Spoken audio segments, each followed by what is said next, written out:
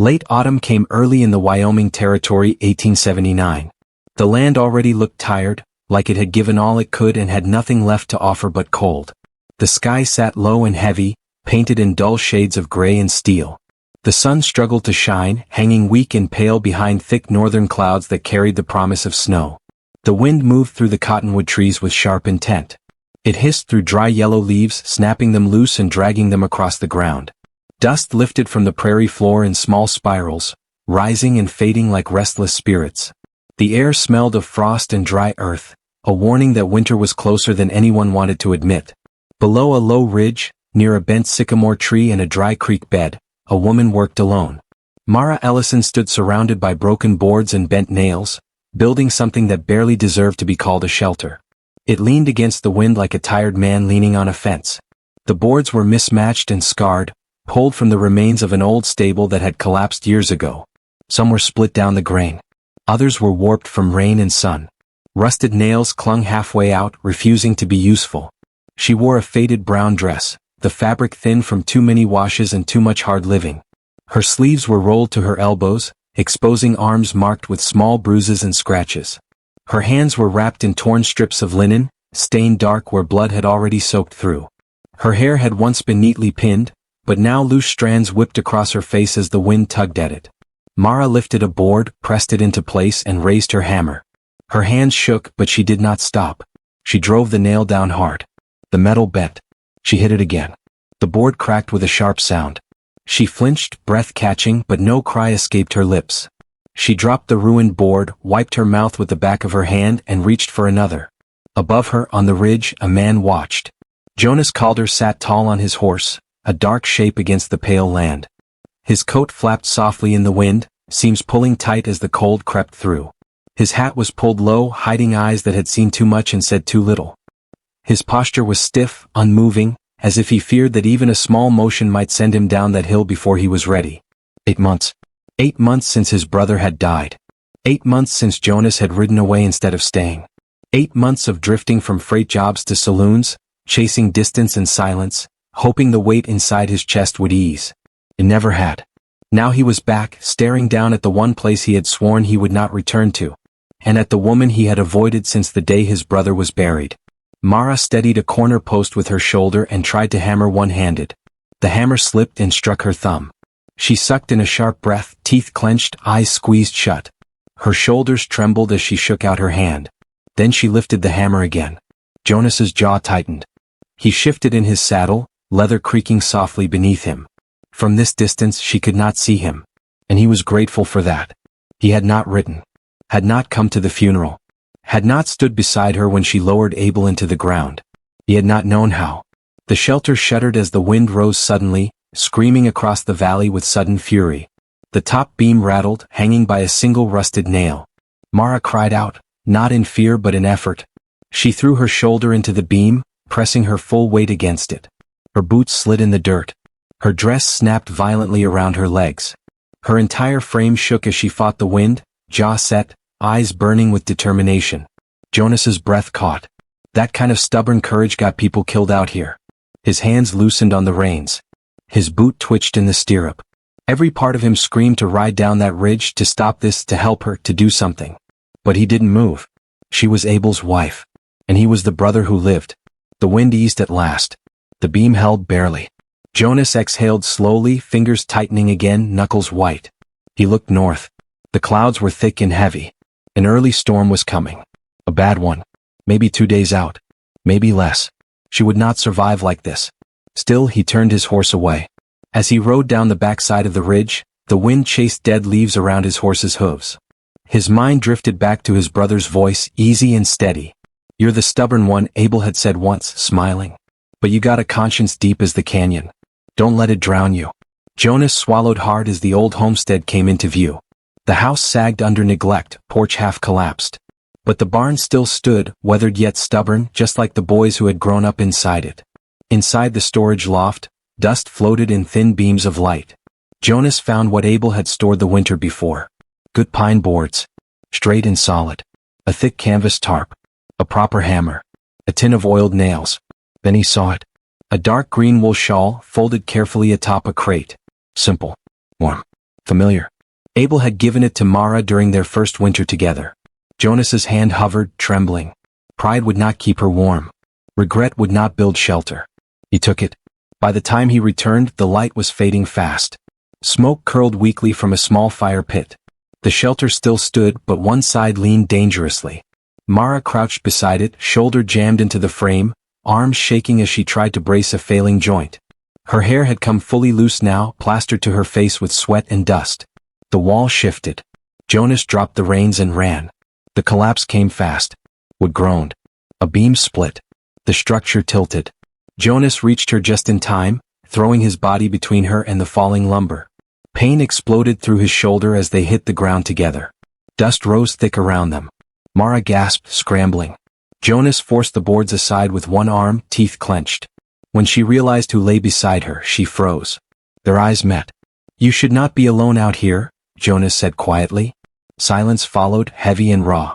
Mara pushed herself up slowly, her face draining of color. Fury flashed in her eyes, sharp and sudden. "You," she whispered. "What are you doing here?" Jonas stepped back, giving her space. "You were not here," she said, voice shaking. "Not the funeral. Not once." "I know. And now you come back like a ghost? I think you need shelter before that storm hits." Her hands trembled. Rage warred with exhaustion. Finally, her shoulders sagged. "Fine," she said. And the wind howled again, reminding them both that time was running out. "But I do not want your pity." "You will not get it," he replied, and he meant every word. After that, they moved without conversation. Jonas began pulling away the boards that had collapsed, stacking the few that might still be useful and discarding the rest. His movements were steady and careful, like a man who knew every strike mattered. Mara stood off to the side at first, arms crossed tight across her chest, watching him with guarded eyes. After a moment, she knelt and reached for her hammer. Her fingers slipped when she tried to grip it, and a sharp wince crossed her face before she turned away to hide it. Jonas saw it anyway. He said nothing. Instead, he reached into his saddlebag and pulled out his tin coffee cup. From the bedroll tied behind the saddle, he took a small flask of water he had warmed before leaving the homestead. He poured it carefully into the cup, watching thin curls of steam rise into the cold air. He did not hand it to her. He did not explain. He simply set it down on a flat stone near her blanket, close enough to reach, then turned away and began measuring the ground for a new foundation. Mara stared at the cup, then at his back. Her eyes lingered on the way he worked, quiet and focused, not looking for thanks or forgiveness. She said nothing, but she picked up the cup and drank. Jonas planted the first post with a firm stomp of his boot, pressing it deep into the dirt. The sun sank lower, the light turning thin and gray, the cold sharpening as clouds thickened along the horizon like dark bruises. He measured the angle with his hands, checked the slope, then glanced toward her and spoke evenly, telling her the frame needed to lean just enough to let the wind slide over it instead of catching it like a sail. Mara stood watching, arms crossed again, listening. She had accepted the warm water, but not much else. He handed her a length of twine and told her to tie it around the beam before hammering to keep it from shifting when the wind returned. She took it without comment, crouching beside the opposite post. Her fingers were stiff, swollen, but she worked with surprising skill, learning quickly, careful with her grip, almost familiar in the way she moved, and the resemblance struck Jonas hard. It was just like Abel. He swallowed against the tightness rising in his throat. They worked in silence for a long while. Wood scraped against wood, nails rang dull against iron, and the wind whispered low through brittle grass. Eventually, without looking up, Mara asked why he had come back. Jonas paused mid-swing. The question hung between them, sharp and dangerous.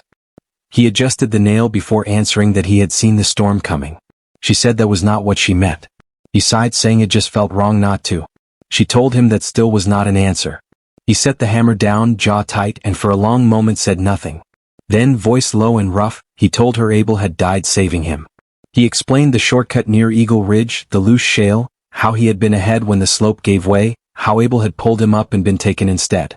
Mara went still, the hammer frozen in her hand. Jonas said he should have waited, should have listened, and that Abel had told him to look after her if he did not make it. Her eyes flashed. She asked if he thought building her a lean-to would settle that debt. He said quietly that it would not, but he could not sit on that ridge and watch her freeze. She stepped closer, voice low and cold, telling him she never asked him to carry Abel's guilt or offer redemption. He said he knew. Then she asked why he was still there.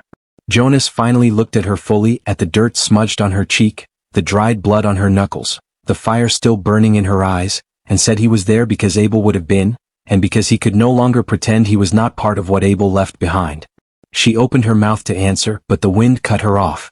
A sudden gust roared down the valley, kicking up dust and wrenching the half-built shelter like a toy.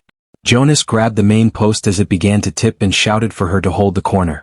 Mara dropped to her knees on the opposite side, throwing her weight into the frame, hair whipping across her face as the tarp snapped wildly above them. Together they held it through the worst of the wind, boots digging into earth, hands locked tight, bodies straining until the gust passed as suddenly as it had come. They stood breathing hard, shoulders rising and falling together. Jonas asked if she was all right. She nodded and said she had held up worse. He allowed a faint smile and turned back toward the lumber, then cursed softly when he saw one of the good boards missing. The plank had caught the wind and was tumbling toward the dry wash. Without thinking, Jonas ran after it. Mara shouted his name, but it was too late. His boot slid on loose gravel and he went down hard, rolling before crashing into brush. Mara screamed and scrambled down after him, hands clawing at the dirt. He lay on his side, dazed but alive, arm curled around his ribs. She dropped beside him, grabbing his shoulders and demanding to know if he was hurt. He coughed and said mostly his pride. She gripped his coat and called him an idiot, breath shaking. He looked up at her and quietly said she had called his name. She froze, then did not deny it. By the time dusk settled, the fire crackled low and the sky deepened into a dark, bruised blue. The wind finally quieted. Mara knelt beside Jonas near the rebuilt frame, cleaning the scrape on his temple with careful hands. He told her she should have let him fall, and she replied softly that then she would be alone again. He did not argue. Nothing was broken, just bruises and cuts, but she tended to him with the same steady care she once gave Abel. Jonas stayed still, aware of how long it had been since anyone. She always did turn heads, even before Abel passed. One of the men sneered, leaning back in his saddle. Guess you waited long enough to make it look decent. That was enough. Jonas moved forward fast, fists clenched, anger rising hot and sharp. But Mara's voice cut through the moment, clear and firm, not pleading. Jonas. He stopped instantly. She stepped past him, chin lifted, back straight, her face pale but unshaken as she faced the riders. Let them talk, she said evenly. They always have. The three men exchanged looks, their smirks faltering when they realized she would not bend. Suit yourselves, Clyde muttered as he wheeled his horse around. Just don't come whining when the town turns its back on you. Their laughter echoed as they rode off, fading into the distance. The silence that followed stretched long and heavy. Mara slowly lowered herself onto a crate, staring at nothing, her fingers clenched tightly in her lap. Jonas stood near the post, breathing steady but shallow. I'm sorry, he said quietly. She didn't look at him. That's what they think, she replied, voice hollow. That I lured you here. That I'm something shameful. They don't matter, Jonas said. They matter when I walk into town and mothers pull their daughters closer, she snapped, finally turning to him. They will never let me live in peace. Not if I lean on you. Jonas nodded slowly. Then I should go. Her eyes widened. What? I didn't come here to make things harder for you. If my being here costs you your name, I'll leave. He began gathering his things, the tarp, the hammer, the rope. Then her hand caught his sleeve. Please, she whispered, voice trembling. Don't leave before the storm. Jonas froze. It was the first time she had asked him to stay, the first crack in the armor she'd worn since Abel died. Fear and exhaustion filled her eyes, along with something softer, something unspoken. The clouds were thickening again, the wind restless and cold. Jonas nodded. I'll stay until morning. She let go of his coat, stepping back with a quiet breath. I'll sleep under the frame near the fire, he added. You take the tarp and the lee side. She didn't argue. That night, Jonas slept with his boots on, rifle beside him out of habit, while the wind battered the boards.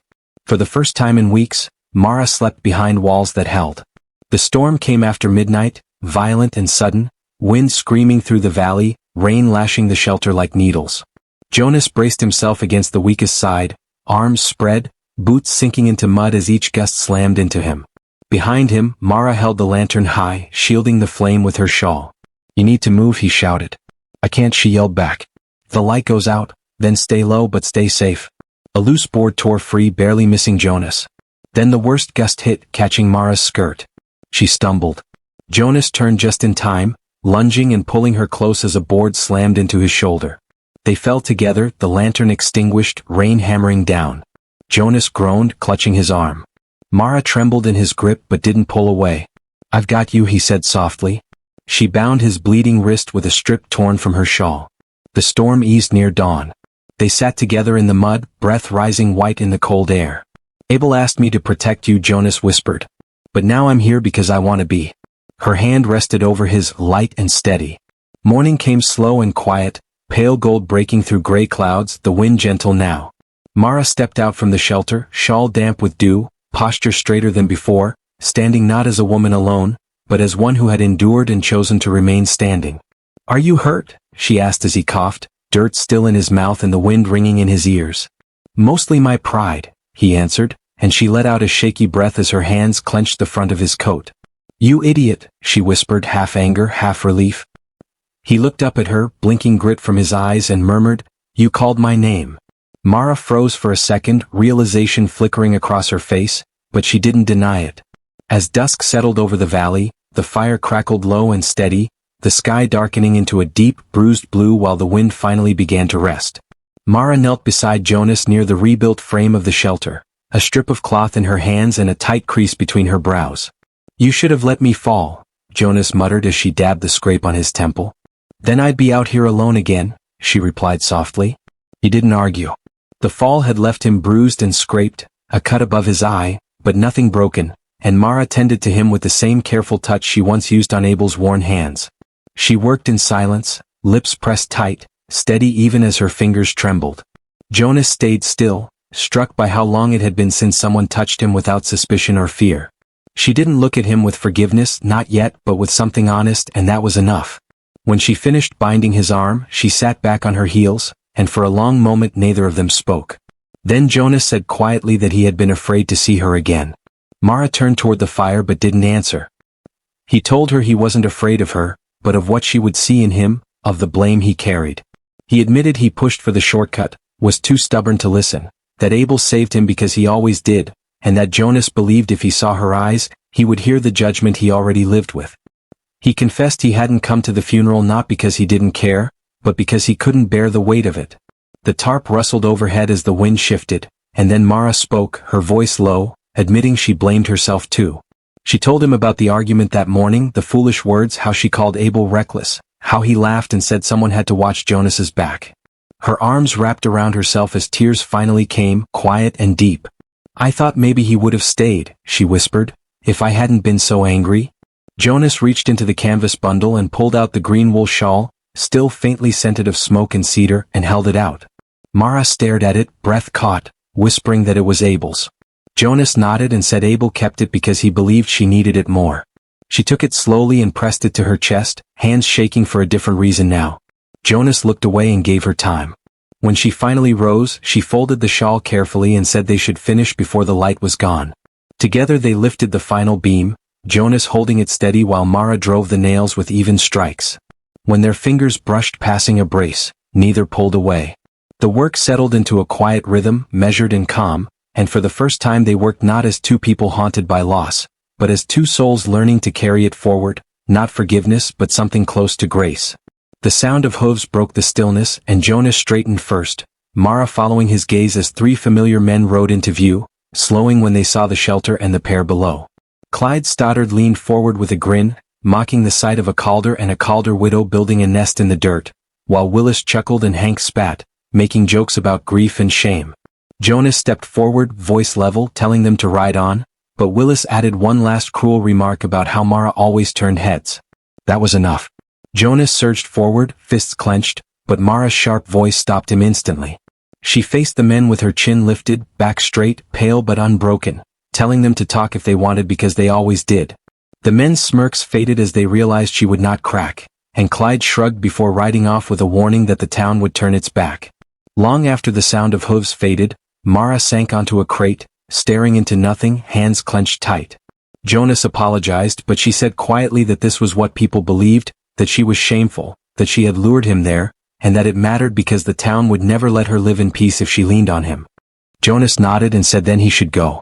Her eyes widened in shock, but he explained he would leave if staying cost her her name. As he gathered his things, her hand caught his sleeve and she whispered for him not to leave before the storm. Jonas froze, seeing fear and exhaustion where accusation once lived, and nodded, agreeing to stay until morning. That night he slept with his back to the fire, boots on, rifle beside him, while the wind battered the boards, and for the first time in many nights Mara slept behind walls that held. The storm came after midnight with a roar, wind screaming through the valley, rain hammering the shelter as Jonas braced himself against the weakest wall, soaked and shaking, while Mara held the lantern high, shielding the flame. A violent gust caught her skirt and sent her stumbling, and Jonas lunged, pulling her close as a board tore free and struck him instead. They collapsed together, the lantern extinguished, rain and wind raging around them, but for a moment nothing else existed but the two of them clinging together. Blood ran from Jonas's wrist, and Mara bound it tightly with her shawl, whispering that he should have let her fall even as her hand said otherwise. By dawn the storm faded, leaving them sitting side by side in the mud, breath hanging white in the cold air. Jonas admitted Abel asked him to protect her, then confessed he stayed not because of Abel, but because he wanted to. Mara's hand rested over his, light and steady. Morning broke soft and pale, and when they stepped out, the shelter stood firm, built from good boards meant to last. Jonas joined her, limping slightly, and together they stood shoulder to shoulder, looking at what they had built. He told her he could never be Abel, only himself, and that he wanted to help her live and build something new if she wanted. Mara looked at the shelter, then said simply that they should start. Jonas took her hand, rough and steady, and she didn't pull away. They stood there in the quiet morning, not as broken people anymore, but as two who had survived a storm together, and for now that was enough.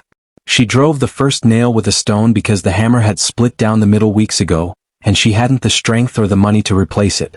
The board shook, thin and cracked, but it held long enough for her to lean her weight against it. Her palms were raw, split open in places where the cold had chewed through skin and pride alike. Still she didn't stop. The land didn't care about excuses. The wind didn't pause for grief. Winter was coming down from the hills like a slow threat, and she was building a shelter with broken boards because there was no one left to build it for her. The cabin had once been a barn, then a storage shed, then nothing at all. Fire had taken the roof years before she ever came here, leaving behind blackened beams and a smell that never quite went away. She'd chosen this place because it was cheap, because no one wanted it, and because loneliness already lived here. It felt honest. She tied the boards together with strips torn from her dead husband's coat, each knot tight, each pull like a small betrayal she apologized for under her breath. "I'll mend it later," she whispered, though she knew she never would. That was when she felt it. The weight of being watched. Not the wild kind, not an animal in the brush, but something heavier. Human. She froze with her hand still pressed against the board. Slowly she turned. He stood near the tree line, tall and unmoving, his hat low over his eyes. The same shoulders. The same dark hair. If she looked at him too long, her chest would break open. This was her dead husband's brother. The man who hadn't come to the grave. The man who'd left town the same night her husband was buried. The man everyone whispered about when they thought she couldn't hear. He didn't say her name. He didn't move closer. He just stood there, watching her build a shelter out of scraps, like it was something she had chosen. Her first instinct was shame. Her second was anger. She wiped her hands on her skirt and straightened her back. "You can stop staring," she said, her voice steady only because she forced it to be. "I'm not putting on a show." His jaw tightened. He took a step forward, then stopped, like he'd hit an invisible line. "You shouldn't be doing this alone." "That's funny," she said. "Seems like I am." The silence stretched. Wind hissed through the broken beams. Somewhere far off, a coyote cried, long and aching. He finally pulled off his hat, turning it in his hands. "I didn't know you were here. You didn't ask. I thought you left." She laughed, sharp and short. "I thought you didn't care." That landed. He flinched like she'd struck him. For a moment she almost felt bad. Almost. Then she remembered the nights she'd slept with her boots on because the door wouldn't close. The way people crossed the street when they saw her coming, like widowhood was a sickness. The way his name was spoken with fear and her husband's with pity. "Well," she said, turning back to the boards, "now you know." He watched her lift another plank, saw it bend under its own weakness. Without asking, he stepped forward and took the other end. She froze again, this time not from fear, but from something older and harder to name. "I didn't say you could help. I didn't ask," he replied quietly. Their hands touched for just a second as they lifted the board into place. His palm was warm, solid. She hated how much that mattered. They worked in silence for a while. He set the board straighter than she had, braced them with rocks and old iron scraps he found half buried in the dirt. He moved like someone who knew how to survive when no one was watching. She wanted to ask where he'd learned that. She didn't. You should go, she said finally. People don't want you here. A shadow crossed his face. People never did. That's not what I mean. I know what you mean. He drove a nail in cleanly with a tool pulled from his belt, then stepped back. I didn't come to cause trouble. You always do, she said, softer now. He looked at her, then really looked like he was seeing all the things the town had taken from her. I didn't kill him. Her breath caught. I didn't say you did. They think I did. She swallowed. I know. The truth sat between them, heavy and unfinished. Her husband had died under a wagon wheel during a night run, crushed in the dark. The sheriff said it was an accident. The town said it wasn't. They said his brother's name like it explained everything. Wrongful past clung to him like dust no river could wash off. I tried to come back, he said. They told me not to. Who? Everyone. She nodded. They told me to leave too. But you stayed. Someone had to. He looked at the half-built shelter, at the thin walls and broken promise of safety. This won't hold. It has to. A sound broke the moment. Hoofbeats. Fast. Too fast. She turned just as two riders burst into the clearing, faces hard, guns loose at their sides. She felt the air change, felt danger settle like a hand on her spine. Well, look at this, one of them said. Thought we smelled trouble. Her heart hammered. She stepped forward without thinking, placing herself between them and him. This is my land. The man laughed. Widows don't own land. Not for long. The other rider eyed the brother. Sheriff's been asking about you. I'm right here, he said calmly. Good, the man replied. Makes it easier. They moved fast. Too fast. She felt herself shoved aside, hit the ground hard, breath knocked from her lungs. She tasted blood. She heard fists, boots, the dull sound of a body hitting dirt. She screamed his name before she could stop herself. He went down, 1 against 2, still fighting, still refusing to stay down. One of the men raised his gun. Something in her snapped. She grabbed a broken board and swung with everything she had. It cracked against the man's shoulder. He turned, surprised, angry. You little? The gun fired. The sound echoed off the hills. She thought she'd been hit. She waited for the pain. It didn't come. The man staggered, dropped. Behind him, smoke rose from a rifle held steady in the hands of an old rancher from up the road. Others followed, drawn by the sound. The community, late but real, standing where it counted. The riders fled. The brother lay still. She crawled to him, hands shaking. Don't you dare, she whispered. Don't you dare leave too. His eyes opened slowly. Still bossy, he murmured. She laughed through tears, pressing her forehead to his. Around them, people murmured, helped, stood awkward and unsure. Justice didn't arrive clean. It arrived bruised and breathing. As the sun dipped low, he sat propped against the half-built wall. She handed him water. Their fingers brushed again. You saved me, he said. So did you, she replied. The shelter stood crooked but standing. So did they. And for the first time since the ground had closed over her husband, she felt something like the beginning of dignity returning. Not whole. Not easy. But possible. And he stayed.